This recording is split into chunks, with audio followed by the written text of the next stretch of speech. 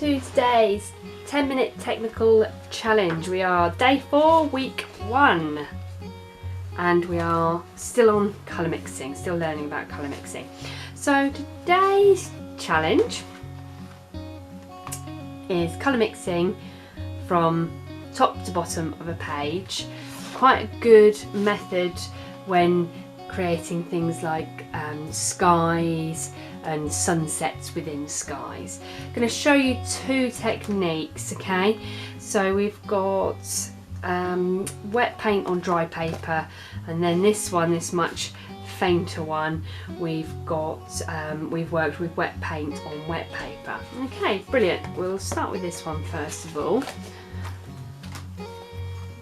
Like this, I'm just going to do it on the back of this piece. There we go. Excellent. Okay, so dry paper, wet paint. I'm going to start with my blue. Now the idea is that I only load up my paintbrush once, and then I work down the page like this, and the colour, until the colour runs out of the brush basically. Excellent. Okay, clean my brush, remove the excess water, go to my yellow. Put a bit more yellow in there because yellow can be a little bit temperamental. It's quite a hard colour to paint with. And then we're going to go from the bottom up with our yellow so it meets our blue. And I'll work my way back down. Okay. Now I can keep playing around with this. Don't think just because you've put colour on a page then you have to keep or stick to the outcome that you've achieved. You can play around with it. You've got a little bit of leeway with watercolour whilst it's still wet. So I might just go up to the top there. Just blend that down a little bit more.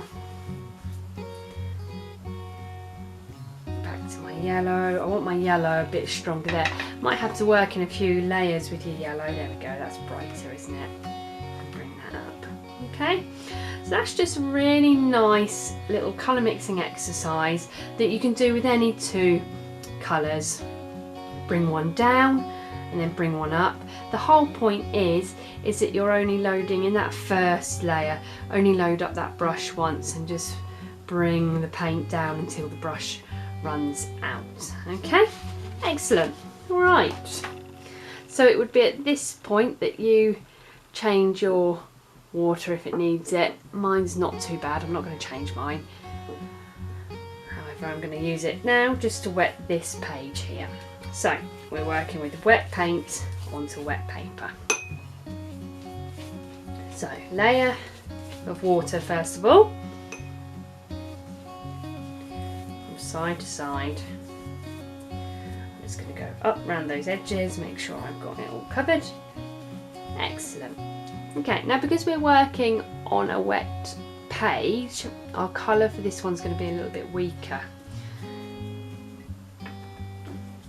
So I'm going to go to my blue, I'm going to start at the top, and can you see instantly how much lighter that is? And I'm just going to paint down. Now this is all about confident, bold brush strokes from side to side.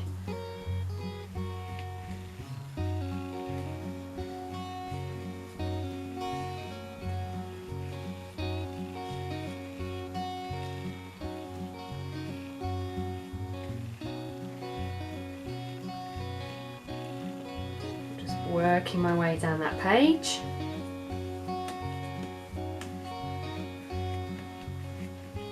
Close that gap up there a little bit. And right, okay, going to stop there.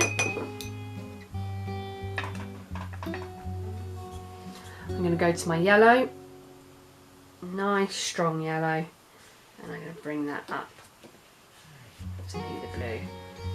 It's all just going to mix and you're going to get a very kind of yellowy green. I'm going to manipulate that a bit, you know. I'm going to put some more yellow in so I achieve the result that I'm going for. And I actually think I want my blue to be a touch darker up there. There we go. So just go in with an extra layer and just bring that down. Don't be afraid to kind of tweak and add and do more brush strokes. So it's as long as you're getting those lovely sweeping brush strokes from side to side. Okay? Right, so I said about sunset, didn't I? So I'm going to add a little bit of crimson into this to give the appearance of a kind of sky at dusk. So after the sun has gone down, you get those lovely soft pinks and purples in the sky, don't you? So I'm going to go with some crimson. This is lovely and wet, so I should just be able to work that in. That crimson is going to mix with the blue and create purples. I'm going to take a little bit more because I want a little bit more crimson in that yellow, because that's going to give me a different colour mix still. Go back in with some crimson. Just going to work that a little bit.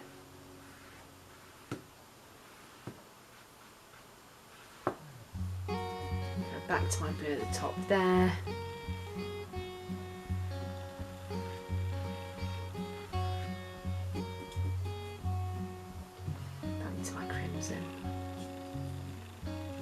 Maybe just put some stronger streaks of crimson in there. Lovely. Okay. So I'm going to stop there, because what I don't want to do, I'm getting some nice little kind of colour mixes, quite subtle colour mixes happening here. And what I don't want to do is overwork that and then it just becomes one mush of colour. I want to kind of keep those nice streaks, okay? So as I said, give that a go. Try it with 2-3 different colours. And as always, let us know how you get on. It would be great to know how you're finding these 10-minute technique vids and how you're getting on with the task.